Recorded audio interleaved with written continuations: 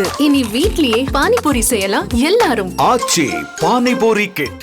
வரைக்கும் உடனே 6 மணி நேரத்தில் அவங்க இன்னும் தேவை வேலை செஞ்சிருக்கிறோம். இன்னும் சில கோரிக்கைகள்லாம் வச்சிருக்காங்க, அதை தொடர்ந்து ஃபாலோ பண்ணிட்டு இருக்கிறோம். இன்னும் எந்த மாவட்டத்துக்கு போனாலும் அங்கே இருக்கக்கூடிய மகளிர் சுய குழுக்கள் தனித்தனியாக அழிச்சு அவங்க பேசுவதற்கு ஏற்பாடு இருக்குது. இன்னைக்கு இந்த மாசு கட்டுப்பாடு வாரியத்துல அந்த துறையிலிருந்து இந்த ஆட்டோஸ் கொடுத்துருக்காங்க, ஆட்டோஸ். இதன் மூலமா அவங்க ட்ரைனிங் கொடுக்கப்பட்டிருக்கு. எல்லாமே எலக்ட்ரிக்கல் ஆட்டோஸ். அது அவங்க சஸ்டைனபிள் ப்ராடக்ட்ஸ் வச்சு தட்டு, ஸ்பூனு இந்த மாதிரி அவங்க சேல்ஸ் பண்றதுக்கு அவங்களுக்கு உபயோகமா இருக்கும். இது மகளிர் சுய குழுக்கள் இருக்கிற சகோதரிகளை தொழில் முனைவோர்களாக மாற்றுறதுக்கான ஒரு நல்ல தொடர்ந்து மும்மொழி கொள்கை விவகாரத்தில் நாடாளுமன்றத்தில் நிர்மலா சீதாராமன் ஒரு அவங்க குறிப்பிட்டு அவர் காட்டுநாடு மொழி தமிழ் சொன்னார். ஆனா தமிழை பாதுகாக்கிற பேர்ல நீங்க தமிழை சிறுவர் குற்றச்சாட்டு அவர் நாடாளுமன்றத்தில் தொடர்ந்து இந்த மும்மொழி கொள்கை விவகாரம் போயிட்டு தொடர்ந்து பண்ணிட்டு தான் இருக்காங்க. முதலமைச்சர் நேற்று மாலை நடந்த கூட்டத்தில் பதில் சொல்லியிருக்காங்க. தொடர்ந்து அமைச்சர்கள் பதில் சொல்லியிருக்காங்க. ஒன்றிய அரசுடைய இது அவங்களுடைய பேட்டர்ன். இது நம்ம தமிழ்நாட்டையும் பெரியாரையும் இழிவுபடுத்துறது ஒரு கொள்கை முடிவாக எடுத்து செய்யறாங்க.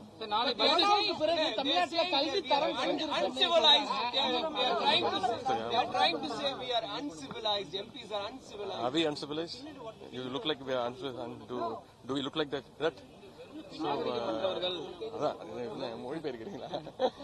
இல்ல நான் அப்படின்னு அவங்க சொல்றவங்க தான் கொஞ்சம் நாகரிகம் இல்லாம தமிழர்களை விமர்சிக்கிறாங்க. இதற்கெல்லாம் சரியான பதில் தமிழ்நாட்டு மக்கள் எப்ப வாய்ப்பு கிடைக்குதோ கொடுப்பாங்க.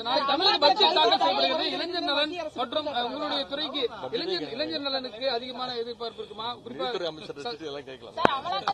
சோதனை திசை திருப்புவதற்காக திமுக முயல்வதாக அண்ணாமலை இது மாதிரி தொடர்ந்து பிரச்சனைகளை கிளப்புறது அமலாக்கத்துறை அவங்க தானே அமைச்சாங்க.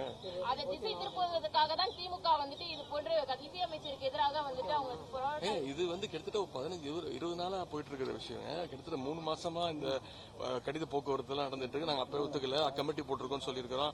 காசு கொடுன்னு கிட்டத்தட்ட 3 மாசமா ஆர்ப்பாட்டம் பண்ணிருக்கோம், போராட்டம் பண்ணிருக்கோம். நேற்று தலைவர் அவர்கள் போராட்ட கூட்டத்தில் பேசியிருக்கிறாரு.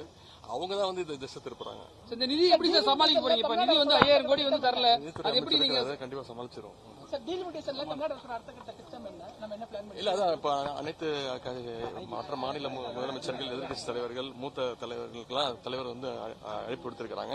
22ஆம் தேதி சென்னையில் மிகப்பெரிய ஒரு ஆலோசனை கூட்டத்தை நடத்திருக்கிறாங்க. அதன் பிறகு முதலமைச்சர் கலந்து கொள்வாரா சார்? நீங்க அவர்தான் தான் கேட்கணும்.